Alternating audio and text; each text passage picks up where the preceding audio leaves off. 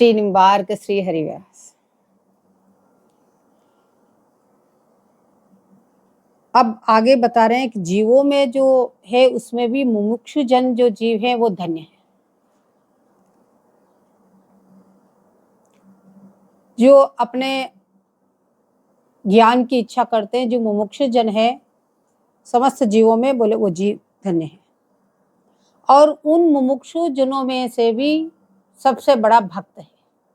जो भक्ति की राह पे चलता है वो भक्त सबसे बड़ा है। और उन सारे भक्तों में से भी जो कृष्णानुरागी है, जो श्री भगवान श्री कृष्ण की उपासना करते हैं, बोले वे बड़े हैं और वे धन्य हैं।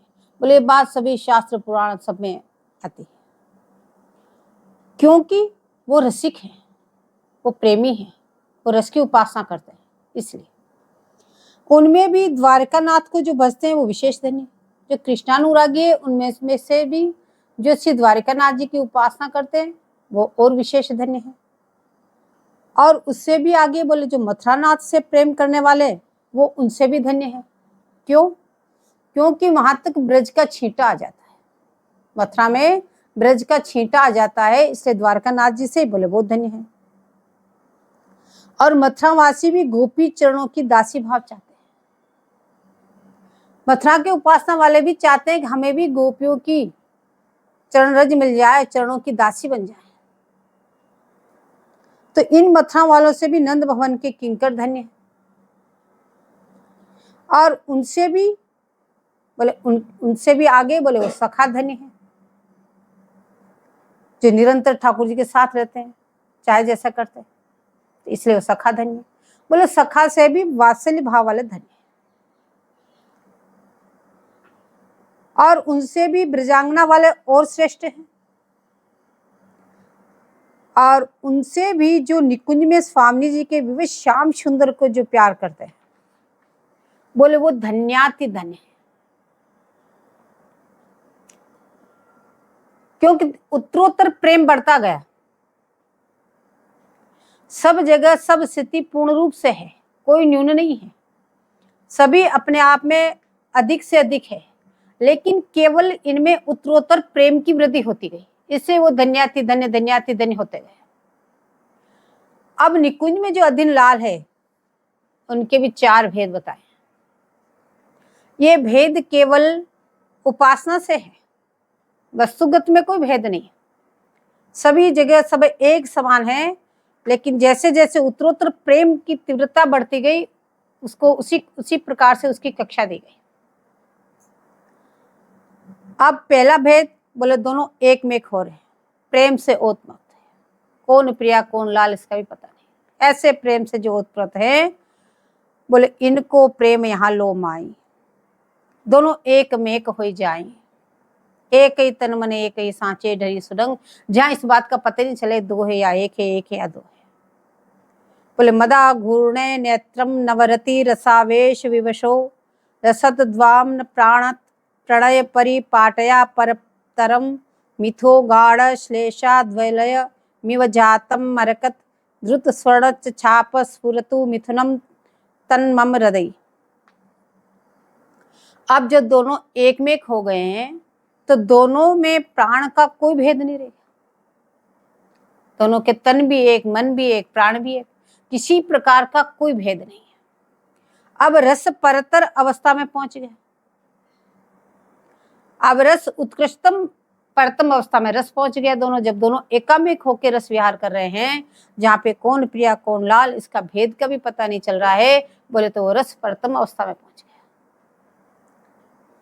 और दोनों की स्थिति क्या है, बोले ऐसे गाढ़ आश्लेष युक्त है, जैसे एक नील पित्त रस्सी को बल दे के एक रस्सी बना दी जाए, ऐसे बोले गाढ़ आश्लेष युक्त है। जो तो वो रस्सी तो एक ही, लेकिन रंग भेद से 2 की प्रतीति मात्र होती है।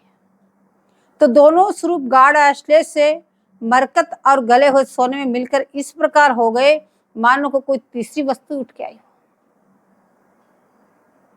सोना गल के मरकत मणि में मिल गया हो। बोले इस प्रकार के दर्शन हो रहे हैं। बोले कैसे दर्शन हो रहे हैं, बोले गौर श्याम नृत्य करते हैं, मादन कला से पूर्ण विचित्रता के पटल उदय हो रहे हैं। परस्पर के प्रेम में परिमल से उन्मत्त है। यह सतत उन्मत्त स्वरूप सदा मेरे हृदय में आकर बसे है। बोले ऐसे कम एक हो गए हैं कि बोले इसकी विवेचना सखी भी नहीं कर पा रही कि कौन प्रिया है कौन लाल है। ऐसा जहां निर्धुंत स्वरूप हो जाए तो आचार्य चरण कह रहे हैं वो स्वरूप मेरे हृदय में आकर बसे है, जिसको कलात्मक छवि कहते हैं। बोले वो कलात्मक छवि मेरे हृदय में निरंतर बसी रहे। और दूसरा स्वरूप है जहां स्वामिनी जी रसाशय है, वहां पे परस्पर नर्म शर्म है, जहां विवाह आदि कृत्य है, जो लीलाएं हो रही उत्साह उत्सव, जहां सखियों के साथ नर्म शर्म परिहास भी हो रहा है। बोले एक दूसरा स्वरूप ये है। तीसरा स्वरूप है श्री वृंदावन निकुंज में क्रीड़ा करे, पर गोकुल में प्राप्ति योग्य कुछ संबंध इस लीला से भी हो जाए। और चौथा है एक विच्छेदी स्वरूप, जैसे प्रकट हुए लीला मथुरा गए फिर आकर निकुंज में प्रवेश कर गए। ऐसे भिन्न भिन्न आचार्यों ने भिन्न भिन्न स्वरूप की स्थिति गाई है। अब ये सारे रस अपने आप में पूर्ण है, कोई न्यूनाधिक नहीं है, लेकिन आस्वादन में परिकर की वैचित्री व धाम की वैचित्री से भेद भी अवश्य है। जैसा धाम वैसी लीला, जैसा परिकर जैसी लीला। इसीलिए कहा श्री वृंदावन सब रस को करा। अब सब अपनी रुचि अनुसार आस्वादन करते हैं, जिसको जो अच्छा लगा उसका आस्वादन वो करने लगा, जिसको जो अच्छा लगा उसका आस्वादन वो करने लगा। परंतु अब जब ऐसी सब रसों की गड़ामड़ी हो गई है तो अपने को कैसे चलना है? हम कैसे निर्णय करें कि हमारा रस कौन सा है, हम किस परिपाटी पे चले, हम कौन से मार्ग करें? सब तत्वगत रूप से एक ही स्वरूप है, वही प्रिय प्रीतम है, कोई अलग नहीं है, तो हम कैसे चले? तो यहाँ आचार्य चरण कह रहे हैं सतगुरु के मार्ग पगधारे। जैसे आपके गुरुदेव भगवान ने जो मार्ग बताया है उसी मार्ग पे आपको चलना है, अन्यथा दूसरा कोई भी मार्ग आपको नहीं अपनाना है। जैसे महावाणी जी में बताया सतगुरु के मार्ग पगधारे, तो महावाणी जी में जैसे जैसे अपने को रास्ता बताया, बोले उसी उसी रास्ते पे अपन चलेंगे तो अपने को प्रियालाल मिल जाएंगे। बाकी इधर उधर अपने को देखने की आवश्यकता ही नहीं। बोले श्री महावाणी जी में आचार्य के बताए मार्ग से चलो। अब चलो तो सही, पर सिर ऊंचा करके नहीं हम सर्वोपरि, हम ये देखो ऐसा आया ऐसा आया ऐसा आया, उससे उत्तम वो उससे उत्तम वो। बोले नहीं, सब अपनी अपनी जगह सब बढ़िया हैं, लेकिन तुम चलो महावाणी जी के अनुसार, पर दीनता पूर्वक, दीनता लिए हुए। और दीनता लेते हुए अपने महावाणी जी के मार्ग के अनुसार चलना है आपको, लेकिन अन्य किसी मार्ग को छोटा भी नहीं समझना। ये केवल आपको रस अनन्य बनाने के लिए आपको रस की विवेचना आपको समझी जा रही है, न कि एक दूसरे का अपमान करने के लिए, कि छोटा बड़ा समझने के लिए, किसी का तिरस्कार करने के लिए। केवल आप रस अनन्य बनो, इसलिए आपको ये सारी रस की अलग अलग विवेचना करके सिखा दी गई है। अब कह रहे बिल्कुल किसी को भी छोटा ना समझो, और जितने भी आचार्य हैं सब आचार्यों के अपने आचार्यों के रूप समझो। ये नहीं कि हमारे आचार्य हैं, ये तो उस भाव वाले आचार्य हैं, ये उस भाव वाले आचार्य हैं, ये उस भाव आचार्य वाले हैं, हमारा भाव सर्वोत्कृष्ट है तो हमारे आचार्य सबसे बड़े। बोले ऐसे अपराध बन जाएगा। सभी आचार्यों को प्रिया जी ने तो भेजा,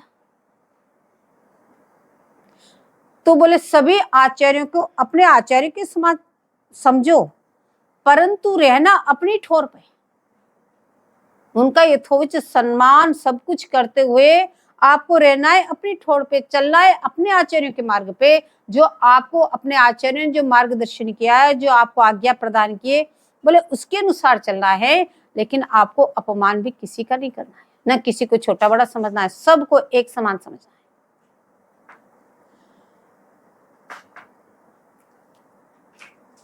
अपने इष्ट को देखते हुए सबका कृपा पात्र बनकर सबकी कृपा लेनी और दीनता पूर्वक चलना चाहिए। क्यों? जिस मार्ग पे आप चल रहे हैं वो फल बहुत ऊंचा है, सबसे ऊंचा फल है। लेकिन ये फल कैसे मिलता है? जब सबके पांवों के नीचे अपना माथा आता है। जितना ऊंचा फल उतना ही सिर आपको पांवों में देना पड़ेगा, तब उस फल की प्राप्ति होती है।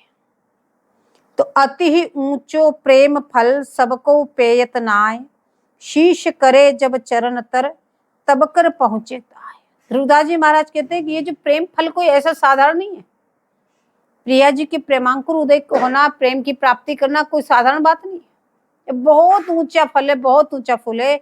कोई साधारण जन हर कोई इसको जाके नहीं पहुंच सकता है। लेकिन कौन पहुंचता है? जो अपने शीश को सबके चरणों में लुंठित कर दे, यानी इतनी दैन्यता को जो स्वीकार कर ले। जैसे जितना दैन्यता को स्वीकार करेगा उतने उसका हाथ उस फल पे पहुंच जाएगा। बोले ठीक इसी प्रकार से श्री सुधानिधि में भी चारों रस का स्वरूप है। कहीं नित्य अविच्छिन्न क्रीड़ा है, तो कहीं नर्म शर्म इत्यादि है, कहीं ब्याह है, कहीं गोकुल आदि का निर्देश है। तो चारों बात सभी आचार्यों ने गाई, क्योंकि केवल रस के प्रकार और स्वाद न्यारे न्यारे, वस्तु तो एक ही है। प्रियालाल तो वही है, चाहे ब्रज में हो, चाहे यहाँ हो, चाहे निकुंज में हो, कहीं भी हो, प्रियालाल तो वही है। लेकिन रस अलग अलग है। तो इसलिए बोले सब, फिर किसी आचार्य ने ये गाया, किसी ने ये गाया। ऐसा क्यों? बोले जिसका मन जिसमें है उसमें डूब जा। लेकिन आपको जो ये प्रिया जी का जो रस है, बोले उज्जवल रस है। जो निकुंज का रस है, बोले अति उज्जवल है। यह उज्जवल रस अति कठिन, जो सिंहन को चीर, कनक पात्र सिद्धांत बिन विधि शिव धरतन धीर।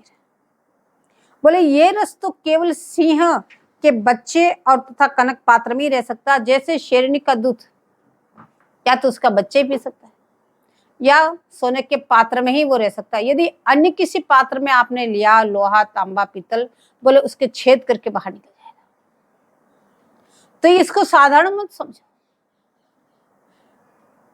बोले ये तो या तो शेरनी के बच्चे में ही रह सकता है दूध, या कनक पात्र में ही रह सकता है। बोले ठीक उसी प्रकार से बोले या तो आप पात्र बनो। पात्र बनने के लिए कह रहे हैं कि अपने शीर को सबके चरणों में दे दो, इतनी दैन्यता को धारण कर लो और अपने आचार्य के मार्ग पे चलो। बोले पात्रता आ जाएगी। और जब आप आचार्य के मार्ग पे चलोगे तो आप उनके बच्चे भी हो जाओगे, दोनों काम सिद्ध हो जाएगा। तब आप इस रस को हजम कर सकते हैं, अन्यथा नहीं। तो श्यामेति सुंदर वरेति, बोले यह श्लोक ब्रजरस का है, क्योंकि आचार्य ने सभी रस गाया, इसलिए इसमें स्थूल प्रेम और स्थूल विरह दिखाया।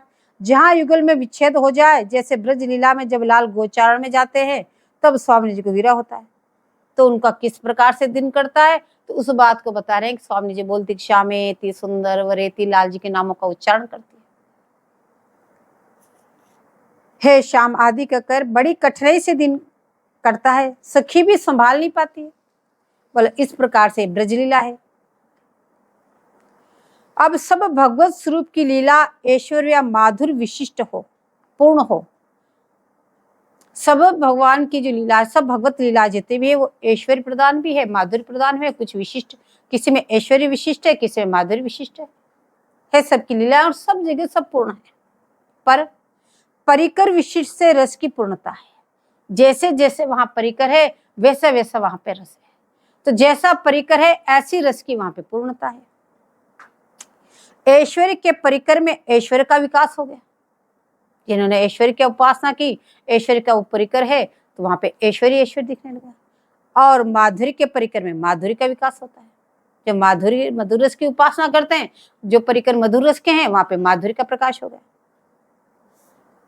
बोले जैसे नरसिंह भगवान जी का स्वरूप परिकर प्रहलाद जी, तो पूर्ण ऐश्वर्य माधुर्य पूर्ण भगवान है। नरसिंह भगवान भी नहीं, वो भी भगवान है नरसिंह भगवान, लेकिन पूर्ण भगवान है, पूर्ण ऐश्वर्य, पूर्ण माधुर्य है। लेकिन फिर भी परिकर के अभाव में लीला में माधुर्य प्रकट ही नहीं हुआ। वहां परिकर ही नहीं था उनका। एकमात्र प्रहलाद जी थी, जैसी लीला थी वैसा लीला करके चले गए। बोले इसी प्रकार राग में ऐश्वर्य नहीं, माधुरी इतनी है, ऐश्वर्य शब्द का प्रवेश ही नहीं। जहां ये प्रेमा भक्ति है, राग की अनुराग की भक्ति है, बोले वहां पे ऐश्वर्य का प्रवेश ही नहीं है। माधुर्य भी मर्यादाबद्ध है, तो मर्यादा के सामने से अन्य पद्धति का त्याग है। यहाँ तो केवल माधुर्य भी मर्यादा में बद्ध कर दिया, माधुर्य के अलावा और किसी का प्रवेश ही नहीं, इसलिए अन्य सब पद्धतियों का परित्याग कर दिया। और हमारे ठाकुर में तो ऐश्वर्य माधुर्य का पूर्ण विकास और परिकर भी प्रचुर मात्रा में।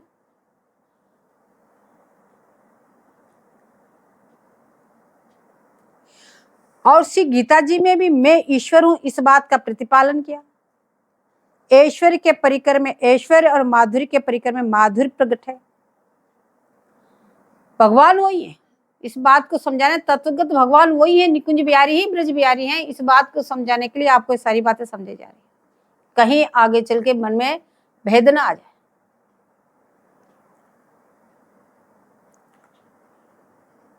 बोले जैसे उखल बंधन लीला में वात्सल्य भाव है माँ का, माधुर्य का प्राचुर्य।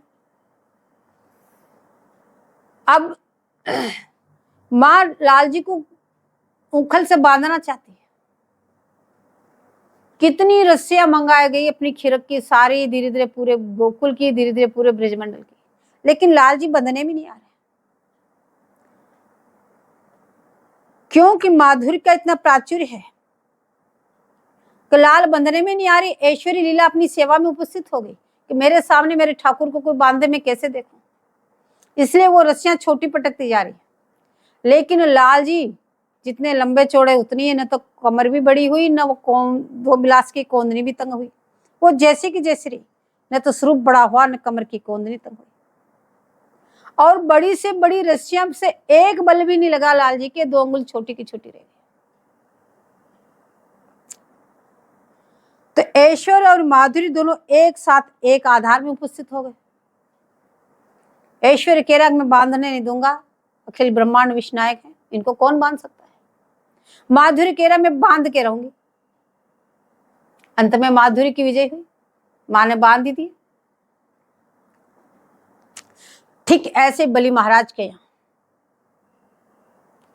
वहां ऐश्वर्य की प्रधानता थी, तो वहां सामने तो रूप बढ़ाया, कितने त्रिविक्रम रूप धारण कर लिया, पर माधुर्य के सामने, यशोदा जी के सामने अपना रूप नहीं बढ़ा पाए, उनकी हिम्मत नहीं हुई कि मैं इतना लंबा चौड़ा हो जाऊं। तो सारांश है कि जो सर्वदेश व्यापक शक्ति है उसे कौन बांध सकता है, परंतु न चांतम नरवही न पूर्व, वे तो केवल संबंध से बंधते हैं। मां के वात्सल्य भाव उस संबंध से झट बंध गए, न तो भला उनको कौन बांध सकता है, किसकी हिम्मत। और संबंध से बंध गए और गोपियों ने रस्सी से बांध दिए। बोले आपने संसार को माया से बांधा है, पूरे संसार को माया के बंधन में डाल रखा, सबको माया से बांध रखा है, लेकिन आप कृपा से स्वयं ही बंध गए। इसलिए भगवान श्री कृष्ण में पूर्ण विकास है। भगवान श्री कृष्ण की लीलाएं भी 3 प्रकार की है, द्वारिका, मथुरा और ब्रज। द्वारिका का माधुर्य ऐश्वर्य को दबा नहीं सका। द्वारिका में जो माधुर्य है वो माधुर्य ऐश्वर्य को दबा नहीं सका, वहां ऐश्वर्य प्रगति हो जाता, जगह जगह कितनी बार ऐश्वर्य प्रकट हो गया। जब ठाकुर जी ने रुक्मणी जी से विनोद किया तो रुक्मणी जी मूर्छित हो गई, तो उस रुक्मणी जी को संभालने के लिए तुरंत ठाकुर जी ने चतुर्रूप धारण कर लिया, ये ऐश्वर्य आ गया वहां पे। और मथुरा में ऐश्वर्य में कुछ सन्निवास है, वहां पे मिलो नहीं है ऐश्वर्य माधुर्य के, मथुरा में कुछ कुछ। और ब्रज माधुर्य ने तो ऐश्वर्य को बिल्कुल ही दबा दिया, उछलने नहीं दिया। जहां देखो ऐश्वर्य की बार बार परास्त होती है। मृदु भक्षण लीला में भी जब मैया छड़ी लेके लाला जी के सामने खड़ी हुई, बोले मुंह खोलो मिट्टी खाइए, तो ऐश्वर्य शक्ति ने देखा, बोले इतने अखिल ब्रह्मांड नायक, झूठ तो बोल गए कि मैंने ना खाई, लेकिन मुंह खोलेंगे तो मिट्टी। तो अपनी ऐश्वर्य शक्ति दिखाई, मुंह में पूरा ब्रह्मांड दिखा दिया। लेकिन मां का इतना माधुर्य बोले माँ ने ब्रह्मांड देख भी यशोदा जी की माधुरी यथावत रही कि बोले क्या लाए बलाए उसके चोरी गाय की पूछ का झाड़ा लगा को इसका हटाओ इसे ऐसे, क्योंकि भगवतता ने उनका स्पर्श नहीं किया। तो कहने का तात्पर्य यह है, सारांश यह है कि आचार्य ने इन तीनों में ब्रजलीला मुख्य बताई। इस प्रकार से जो जो आचार्य ने जो रस गाया तो इन तीनों में से फिर ब्रजलीला मुख्य बताई। और ब्रजलीला भी 4 प्रकार की है, जैसे पूर्व प्रसंग में बता कर हैं, दास्य, सख्य, वात्सल्य और श्रृंगार। बोले ये सारी चीजें बार बार आपको इसलिए बता रहे हैं कि ठाकुर एक ही हैं, अलग अलग ठाकुर नहीं है, वो ही ठाकुर है, परंतु परिकर 4 प्रकार होने से 4 प्रकार की लीलाएं हो गई। परिकर भेद से 4 प्रकार की हो गई। ये जो झमेला है ना, ब्रज बिहारी निकुंज बिहारी, हमारे ब्रज बिहारी तुम्हारे निकुंज बिहारी, तो उसको बाबा महाराज ने इतना स्पष्टीकरण उदाहरण दे दे के सभी रसिकाचार्यों को समझा के बताया कि कहीं तुम ब्रज बिहारी निकुंज बिहारी को अलग अलग मत समझना। बोले शांत रस ब्रज में माना गया है। अब श्रृंगार रस के भी 2 भाग है, एक तो तदीय एक मदीय। बोले तदीय वो है जो ठाकुर को अपना मानती है, और मदीय वो है जो अपने को लाल जी का मानती है। भाई एक तो ठाकुर का नाम दिया, ठाकुर हमारे हैं, एक का भाव है हम ठाकुर के, तदीय मदीय 2 भाव हो गए। तो वहां प्रेम की ममता की तारेल है, ये भाव प्रेम की तरलता से आए। अब श्री लाल जी में तो मदीय भाव है, लाल जी के साथ 4 भाव, पर किशोरी जी के बाल मध्य भाव प्रारंभ से अंत तक रहे। रसाशय होते हुए भी ब्रज रस में उन्हें रस का विषय यदि मानते हो तो लाल रसाशय होने से वात्सल्यादि रस का स्वाद नहीं रहेगा। यदि रसाशय लाल को मान लिया तो इधर में ब्रजांगना कहती कि लाल मेरे हैं, ये हो गया तदीय भाव है, पर स्वामी और उनके परिकर सब में मदीय भाव है कि हम लाल के। तो रस की विषय तो किशोरी जी निकुंज में ही हो सकती है, ब्रजमंडल में नहीं। तो रस का विषय बोले निकुंजेश्वरी निकुंज में ही है, ब्रज में कभी नहीं हो सकती। तो श्री निकुंज में श्री लाली जी स्वाति तो ललन पपैया है, निकुंज का और भाव है। बोले लाल जी निरंतर रसदान करती है और लाल जी निरंतर रसपान करते हैं, इससे स्वामी जी स्वाति भी है और लाल जी पपैया है। और ब्रज में लाल के तन मन प्राण श्री लाडली जी ने अपने हाथों में ले रखा है। यद्यपि दिया है श्री ललन जी ने श्याम, ब्रज में भी श्याम ललन ने दिया प्यारे जी को, बोले मैं तन मन प्राण हारा आपका प्रीतम। तो एक रस ऐसा जिसमें किंकरी भी नहीं कह सकती, विच्छेदी में आए और गए, मिलन विरह दूर प्रवास भी है ब्रजलीला में। गोकुलम प्राप्त योग्यम, दूर प्रवास की क्रम लीला भी कहते हैं। द्वारिका जाने पर स्वामी जी को कैसे दिन बिताए, ये सारी लीलाएं ब्रज की है, जो श्रीमद् भागवत जी में विशद प्रकार से वर्णन है। अनेक अनेक प्रकार से इन लीलाओं को सभी ने गाया है। यह जो अभेद करके गाते हैं उनमें 3 लीला आवेगी, विच्छेद नहीं आएगा। बोले इसलिए आचार्य ने दोनों लीलाओं का ज्ञान किया। नित्य के आचार्य ने तो नरमिश्र में लीला वर्णन किया, जैसे ध्रुवदास जी महाराज, अष्टाचार्यों जी महाराज एवं भरदेवाचार्य जी महाराज, दोनों प्रकार की लीलाएं गई। यदि नर्मशर्म नहीं स्वीकार किया जाए तो रस का पूर्ण विकास भी नहीं होगा। जहाँ विवाह आदि उत्सव की लीलाएं नहीं स्वीकार की जाए तो रस का विकास ही नहीं होगा।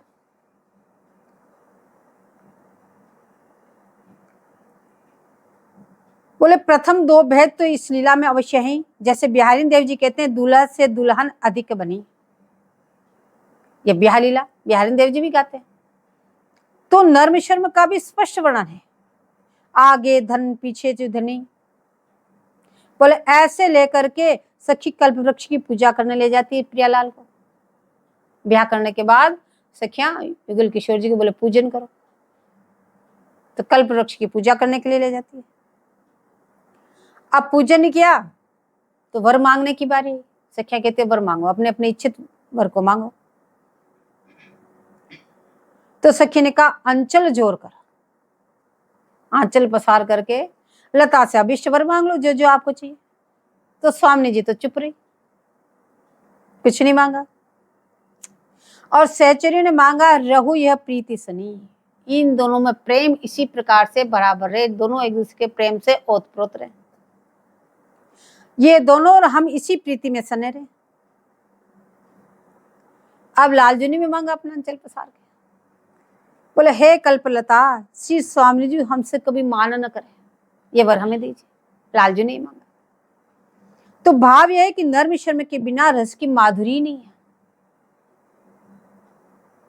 तो ये नर्म शर्म यानी प्रियालाल अष्टयाम लीला भी करते हैं, उत्साह सुख की लीला भी करते हैं, वो भी करते हैं। केवल सूरज सुख की लीलाओं में आप आस्वादन करेंगे तो उसमें बोले रस का पूर्ण माधुरी नहीं रहेगी। रस चलते चलते बोले फिर इसी प्रकार से रस चलते चलते मिश्री से तो ओला बनी जाएगा। तो नित्य विहार में आचार्य ने प्रथम दो भेद अवश्य माने हैं। नर्म शर्म को कभी कभी सूक्ष्म रहते हैं तो कहीं स्थूल रहते हैं, लेकिन गाया सभी आचार्य ने, ऐसे कोई आचार्य नहीं जिन्होंने नहीं गाया। तो श्री शतककार भी नित्य लीला भी कहते हैं और ब्रज लीला का भी वर्णन करते हैं, वो भी दोनों प्रकार की लीलाओं का गायन करते हैं। तो भाव यह है कि शतककार यद्यपि प्रथम भेद को ही नित्य लीला में प्रधान बताए हैं, फिर भी ब्रज लीला भी गाते हैं। यदि नित्य लीला में अखंड स्वरूप का ही वर्णन हो तो माधुरी नहीं। यदि नित्य लीला में निरंतर अखंड नित्य विहारी कर रहे हैं, न हिलते न डुलते न कुछ नहीं, तो फिर माधुरी कैसे, फिर वो रसास्वादन कैसे। तो श्री सुधानिधिकार श्री युगल शतक में चारों भेद का वर्णन करते हैं। बोले प्रकट प्रकाश भेद में नंद भवन ही लीला असली है, प्रकट होते नंद भवन में लीलाएं हो रही, इसलिए वहां बधाइयां गाते हैं नंद भवन में। नित्य निकुंज में और कोई लीलाएं नहीं है, ऐसी प्रकट लीलाएं है ही नहीं। नित्य में निकुंज लीला, नैमित्तिक में ब्रज लीला, जैसे बिहारी देव जी ने कहा, और उनका ऐसे समझ लो।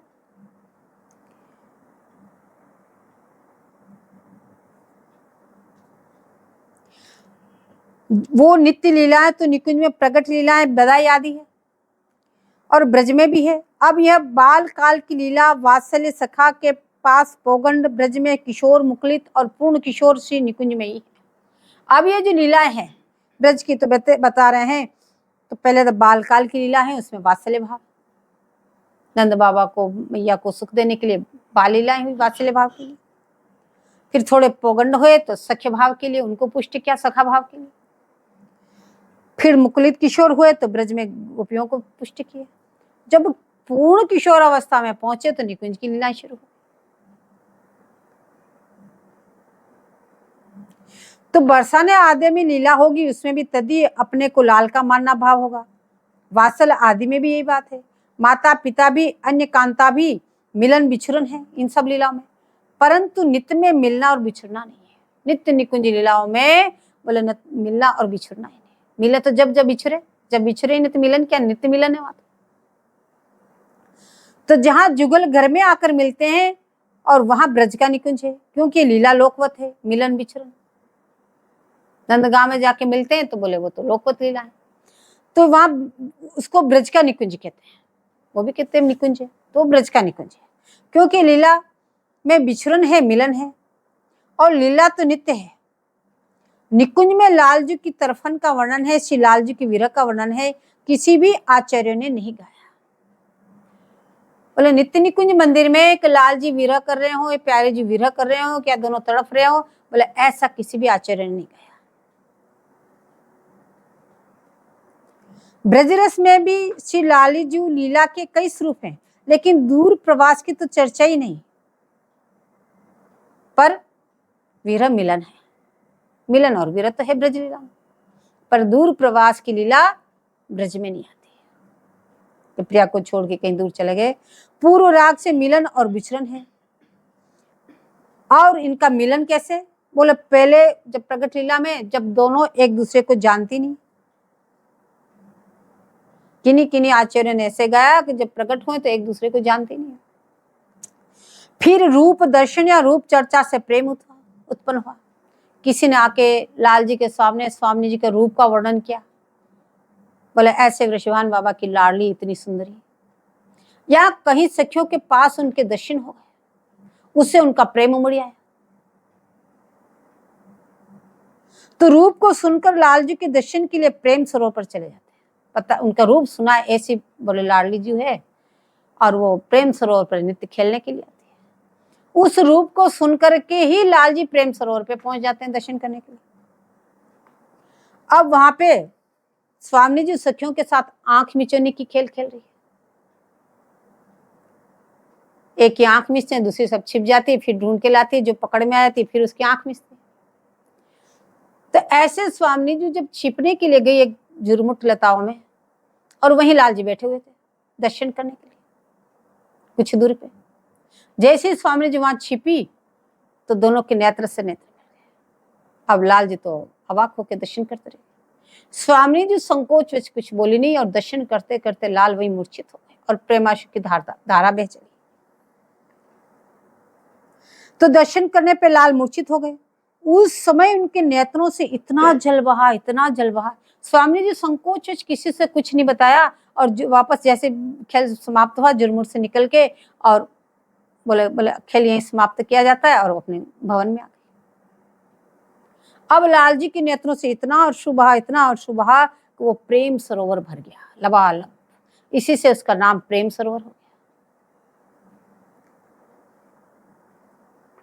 अब सखियों में देखो, ये तो प्रियालाल की स्थिति ऐसा प्रगट लीला में। अब सखियों में प्रगट लीला में तुंग विद्या जी स्वामी जी से 3 दिन बड़ी है।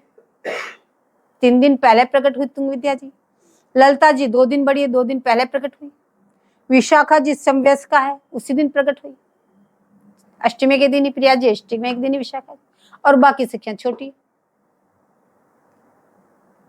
तो 8 सखियां श्री वृषभान बाबा के 8 अन्य भाइयों के यहाँ कन्या के रूप में प्रकट हुई। ये 9 भाई थे। तो प्रथम मिलन श्री वृषभान भवन में ही हुआ।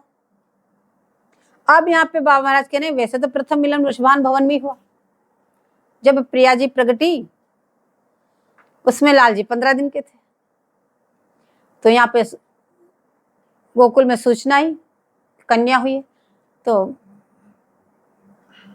यशोदा मैया वहां पहुंची लाला जी को लेकर, और वहां सामने कीर्ति मैया अपनी लाली को गोदी में लेके विराजी। तो उस समय दोनों के नेत्र से नेत्र मिल रहे हैं। उसी समय प्रथम मिलन हो गया। बोले श्याम नैन सच पावे। बोले उस 15 दिन के लाल जी, 1 दिन की प्रिया जी, बोले उसी समय मिलन करवा दिया।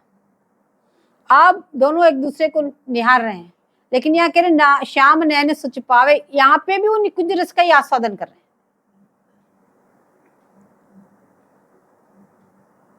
अब संयोग के बाद वियोग वर्णन। इसमें सखियां श्री स्वामी जी को वन में ले जाती है, और ललन भी वहीं आ जाती है। फिर वहां दोनों क्रीड़ाएं करते हैं, दोनों का संयोग होता है, फिर अपने अपने घर जाते हैं तो वियोग हो जाता है। बोले इन लीलाओं के बाद में श्री वृषभान बाबा ने सगाई विवाह आदि कर दिया। जब स्वामी जी नंद भवन में गई तो लाल जी को गोचारण बंद हो गया। जैसे स्वामी जी नंद भवन में पहुंची तो बाबा ने पावन सरोवर पर महल बनवा दिया था, पहले से तैयार रखा, लाला का ब्याह होगा। अब उसमें दोनों रहने लगे। अब लाल जी ने गोचारण जाना बंद कर दिया। तो सभी सखा विकल हो गए। बोले ये क्या हुआ, जाके ताने मारने लगे। पावन सरोवर पर बाबा ने महल बनवाया, उसमें दोनों रहने लगे। अब ये जो सखियां थी, जैसे इनका ब्याह करके इनको विदा किया तो 8 सखियां मूर्छित हो गई। तो गर्गाचार्य जी ने बताया, बोले इनके प्रियाचरणों के साथ इनका ब्याह कर दो, ये प्रिया जी से एक क्षण के लिए भी अलग नहीं रह सकती, नहीं तो प्राण त्याग देगी। तो उसी वक्त प्रियाचरणों से इन सखियों का ब्याह करा के सखियों को भी साथ में भेज। अब सखियां भी वहां साथ में।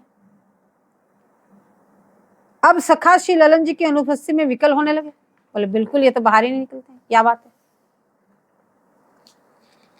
फिर ताने सुनाने लगे, भाई क्यों निकलेगा, अब तो हमें भूल ही गया। तब लाल जी पुनः गोचारण के लिए तैयार हुए। अब गोचारण को जाने लगे। अब गोचारण को चले गए तो गोचारण जाने पर किशोरी जी का दिन में विरह हो गया, प्रिया जी को विरह हो गया। बोले प्रगट प्रकाश में, प्रगट लीलाओं में यह नित्य विच्छेद लीला है। बोले एक दिन की नहीं, यहाँ तो नित्य विच्छेद है। दिन में गोचारण जा रहे हैं तो प्रिया जी के लिए, और जब रात्रि को इधर आ गए तो मैया के लिए, जब सवेरे मैया के पास चले गए तो ग्वाल बाल और प्रिया जी। बोले यहाँ तो नित्य की विच्छेद लीला है।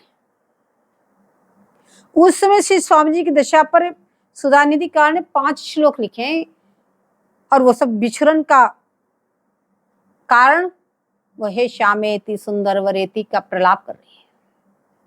बोले बिछुरन का कारण गोचारण और बरसाना आना जाना है, लेकिन निकुंज मंदिर की जब लीला है, निकुंज की जो रसोपासना है, उसमें ये विच्छेद नहीं है।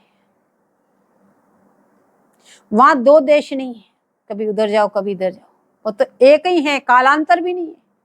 वहां तो नित्य विरह संयोग के अंदर ही है। बोले वहां तो मान विरह ब्रह्म कौन लेश, और मिलने पे हम कभी बिछुड़ न जाए इसका भान है वहां तो। अब यहाँ प्रकट प्रकाश में ऐसा विरह है तो स्वामी जी उच्च स्वर से कहने लगी, हे श्याम, हे सुंदरवर, हे मनोहर, हे कंदर्प कोटि ललित ऋषिक शेखर, तुम कहाँ गए? आंखों के सामने से क्यों ओझल हो गए? इस नाम की माला फेरते फेरते स्वामी जी प्रकट प्रकाश में अश्रुपात भी करती है। जब शाम गोचारण से शाम को आ जाते हैं तो विरह में स्वामी जी उनको पान बीरी जल पान सब कराती है, और जब तक लाल जी वहां थे, जब तक स्वामी जी उससे न पान आरोगती, न बीरी आरोगती, न जलपान करती, निरंतर उनका नाम रटती रहती, बार बार उस रूप को देखने के लिए विकल रहती है। बोले लेकिन नित्य निकुंज मंदिर में इन वीरों की गंध भी नहीं है, वहां तो नित्य मिलन ही मिलन है। आपको रस अनन्य बनाने के लिए ये सारे रस समझाए जा रहे हैं। कहीं अन्य रस में आप किस तरह से आप अटके, अपना रस कहाँ है, कैसे आपको अटकना है। और नित्य धाम में तो माया शक्ति की गंध भी नहीं है। अब 3 तत्व हैं, ब्रह्म, जीव और माया। बोले इन सारी चीजों को अच्छी तरह से विश्लेषण करके जब तक समझ नहीं लेते, तब तक अपने इष्ट में उतना उत्कृष्टतम प्रेम उदय नहीं हो सकता। जब तक इनकी गहराई को आप जान नहीं लेते, इसलिए यहाँ पे उस विषय की चर्चा की। जब इन सब चीजों के आप जान के छटनी करके फिर एक अनन्य निष्ठ होकर अपनी निकुंज उपासना करेंगे, तब आपको आनंद आएगा। तो कह रहे ब्रह्म तो सतचित आनंदमय पर से पर पूर्ण तत्व है, और माया अनित्य और असत्य है, इसमें सजदानंद की गंध भी नहीं है। जो ब्रह्म है वो तो सजदानंद गंध स्वरूप है। 3 स्वरूप बताए, ब्रह्म, माया और जीव। और माया तो अनित्य असत्य है, इसमें सजदानंद की तो गंध भी नहीं है।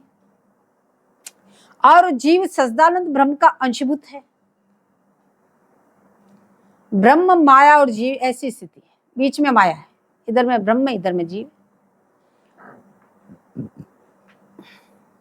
अब जीव सच्चिदानंद ब्रह्म का अंशभूत स्वरूप है। बोले इधर में तो ब्रह्म पूर्ण सच्चिदानंद घन स्वरूप है, और इधर का जो जीव है वो इसी का अंश स्वरूप है, तो उसमें भी तो थोड़ा बहुत सदचित्त का विकास हुआ है। इसमें सब ब्रह्म के जो गुण है वो अणु के रूप में आए तो हैं इस जीव में। तो तीनों तत्वों की ऐसी स्थिति है, एक ऊपर, एक नीचे, एक मध्य में। अब मध्य में माया हो गई, इधर ब्रह्म हो गए, इधर जीव हो गए। अब माया शक्ति ने आच्छादित, इस जीव को माया शक्ति ने आच्छादित कर लिया, बीच में आ गए। और जब प्रभु कृपा करते हैं तो जीव को अपनी ओर खींच लेते हैं। अब सर्वप्रथम इस माया ने उस जीव को अपनी ओर खींच लिया, माया में फंस गया। अब उसको ब्रह्म दिखाई नहीं दे रहा है, लेकिन जब भगवान कृपा करते हैं तो उस माया से हटाकर उसको अपनी ओर खींच लेते हैं। तो इसका मतलब यह हुआ कि जीव स्वतंत्र नहीं, कभी माया के चक्कर में, कभी भगवान के उसमें आ जाता। क्यों? जीव तो माया के बस में है। जैसे माया उसको नाच नचा रही है, ऐसी ऐसी वो जीवात्मा कर रही है। जब प्रभु की कृपा होती है तब माया भी उसको छोड़ देती, अब जा तो। तब जब प्रभु उस जीव में भक्ति प्रेम आदि गुणों को विकास कर देते हैं तब उसको अपना भक्त बना लेते हैं। तो ब्रह्मेति परमातेति भगवान इति शब्दते, एक ही तत्व के तीन नाम है। ब्रह्म केवल ज्योति स्वरूप है, परमात्मा विराट स्वरूप है जो योगी ध्यानगम है, और भगवान जिनमें वात्सल्य आदि सब गुण हो वो भगवान है। ये तीन रूपों में हो गए। और माया जड़ तत्व है। अब आत्म तत्व चैतन्य है, आपकी आत्मा। अब यहाँ पे ये चीज समझा रहे हैं कि आश्चर्य देखो, आप सब ब्रह्म के अंश हैं, आप में भी सदचित गुणों का विकास है, आप चैतन्य स्वरूप हैं, लेकिन जड़ में कितने फंस गए। जो माया जड़ तत्व है उसमें आप कितने फंस गए।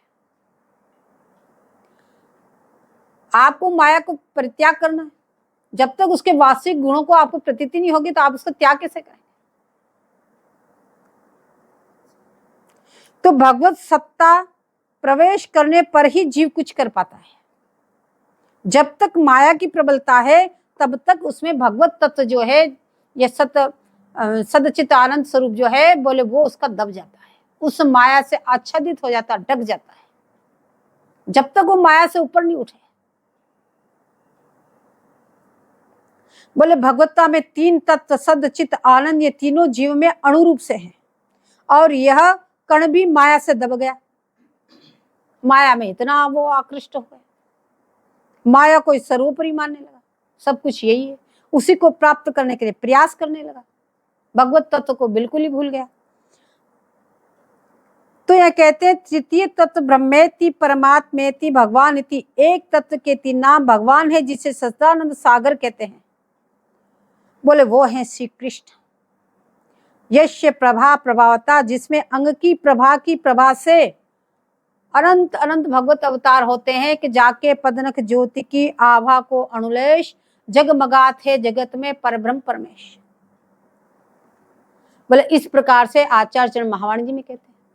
बोले वो भगवान, वो भगवत तत्व, उसको आपको प्राप्त करना।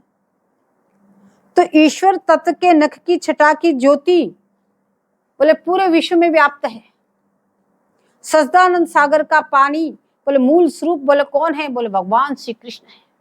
मूल में भगवान श्री कृष्ण है। सद का विकास संदिनी चित्त की ज्ञानेच्छा है और आनंद की आह्लादनी है। यही सच्चिदानंद घनीभूत धाम एवं परिकर वृंद भी है। बोले ऐसे सच्चिदानंद धाम श्री वृंदावन और ऐसे ही इनका परिकर वृंद भी है।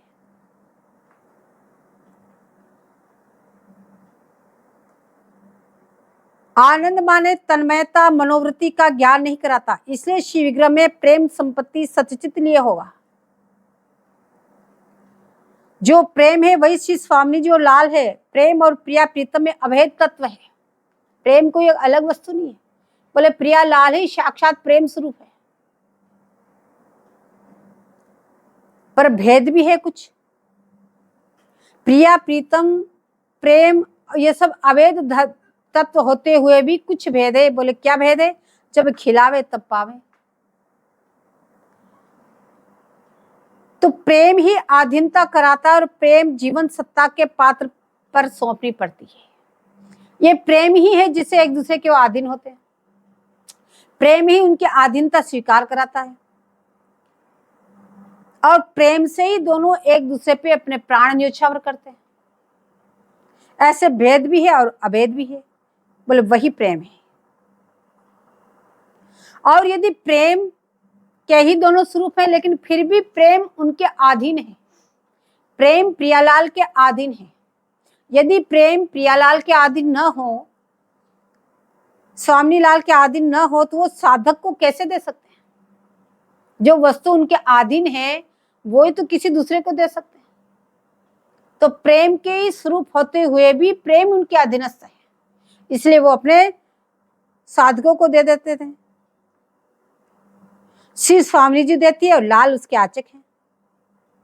इसलिए प्रेम श्री स्वामी जी देती है और प्रेम श्री स्वामी जी के अधीन है। तो प्रेमाधीन श्री युगलवर और युगलवर आधीन प्रेम स्वामी लाल परिकर और वृंदावन इनके उत्पन्न होने की बोले कोई समय निश्चित नहीं है, या कहने कोई तारीख नहीं है, वो अखंड है। चंद्र मिटे दिनकर मिटे, मिटे त्रिगुण विस्तार, दृढ़ व्रत श्री हरिवंश को मिटे ने नित्य विहार। बोले विश्व का समस्त विस्तार इन्हीं चारों से हुआ। अब जो चारों वस्तु बताई, युगल, वर, धाम, परिकर, प्रेम, बोले जितना भी विस्तार हुआ सब इन्हीं से हुआ। श्री राधा पद कमलते नूपुर कलरव होय, निर्विकार व्यापक भयो शब्द ब्रह्म कैसो। यानी प्रिया प्रीतम से शब्द ब्रह्म प्रादुर्भाव हुआ। पहले क्या है, जात के पदनक ज्योति की आभा को अनुलेश, जगमगात है जगत में परब्रह्म परमेश। बोलो जिनके चरणक ज्योति की आभा का अणु का लेश मात्र, बोले वो परब्रह्म परमात्मा प्रकट हुए, उनसे सारे भगवत अवतार हो रहे। अब यहाँ पे कहने श्री राधा पद कमलते नूपुर कलरव होय, निर्विकार व्यापक भयो शब्द ब्रह्म कैसो। बोले प्रिया जी के चरणों में जो नूपुर धारण कर रखा है, उसमें जो घुंघरू है, रोने हैं, उनकी ध्वनि से बोले शब्द ब्रह्म प्रकट हो रहे। तो उनके दो स्वरूप धन्यात्मक और वर्णात्मक। पहले ध्वनि निकली, शब्द के दो रूप होते हैं, एक तो ध्वनि और एक वर्ण जो लिखने में आते हैं, वो वर्ण, और बोल रहे हैं जो ध्वनि। तो ध्वनि से पंच तन्मात्रा और विश्व आदि प्रकट हो गए, वर्ण से वेद शास्त्र आदि प्रकट हो गए। इसे जो है सो सब इन्हीं से, सब कुछ इन्हीं से प्रकट हो रहे। विश्व के विकास का कारण नित्य क्रीड़ा है, क्योंकि नूपुरों की ध्वनि उस नित्य क्रीड़ा में तो हुई। तो इन सब का विकास प्रिया जी के नूपुर को जो ध्वनि है, बोले वही है। इसलिए एक प्रेम तत्व के चार स्वरूप, सेव्य श्री लाल ललना जीव, सेवक किंकरी, सेवा सामग्री और श्री वृंदावन धाम। बोले इन चारों में इस माया की गंध भी नहीं है। जो पहले समझा के आए, बोले उस माया की गंध भी या नहीं है। बोले इस सभी की सभी सच्चिदानंद स्वरूप है। प्रियालाल भी, सखी भी, सेवा सामग्री भी और धाम भी, चारों की चारों सच्चिदानंद गण स्वरूप है। तो सेवा श्री स्वामी जी भी करती है, पर सदा सेव्य तत्व है।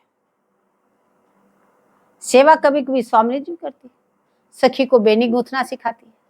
ये बेनी इतनी सुंदर नहीं है, तो स्वयं विराजमान होके और उसकी बेनी गूंथ के दिखाती है, बोले ऐसे नहीं, ऐसे बेनी गूंथो।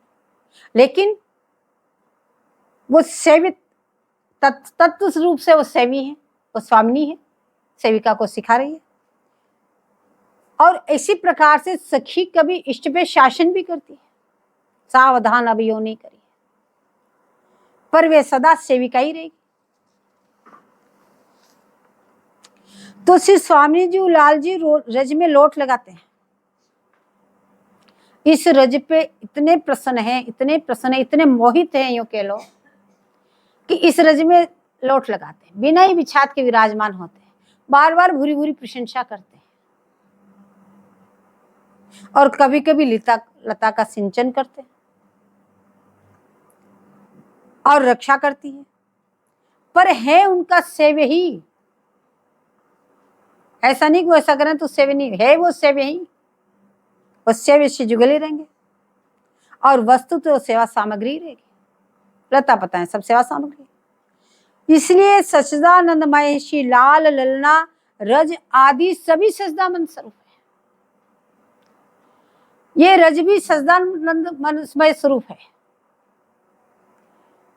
इसलिए जुगल उनकी सेवा करते हैं। ये सच्चिदानंद घन स्वरूप होने से बोले युगल इनका आस्वादन करते हैं। इसलिए इस रज में पड़े रहने का इतना जोर दिया, निरंतर इस रज का स्पर्श करते रहो, क्यों सच्चिदानंद घन स्वरूप है। आप यहाँ रह करके जो जो आपकी लालसाएं हैं वो निश्चित पूरी होगी, क्योंकि इस रज में आप बैठे हैं। ये लताएं भी सच्चिदानंद स्वरूप है, लताओं के नीचे बैठे हैं, सब लता कल्पतरु, लेकिन बाहर तो वो चीज नहीं है। ये चीज तो इसी वृंदावन में, इस वृंदावन को छोड़ करके ये चीज बाहर नहीं है। तो आपको इसी रज का सेवन करने के लिए आचार्य चरण बार बार आग्रह पूर्वक कह रहे हैं। जय जय श्री हरिवाल।